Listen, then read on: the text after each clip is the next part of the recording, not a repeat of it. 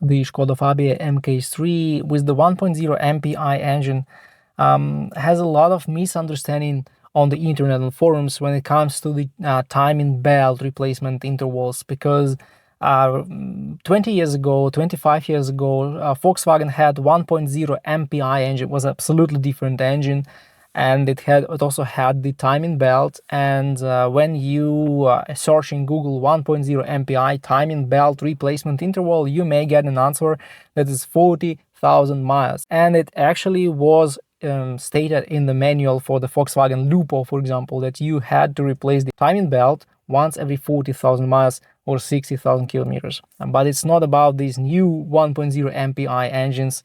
Actually, Skoda states that the engine belt is there for the lifetime of the engine. And that's not completely fair, because I believe the lifetime for them is about 150,000 miles. So these belts, if they are OEM, they are going to last about 150,000 miles.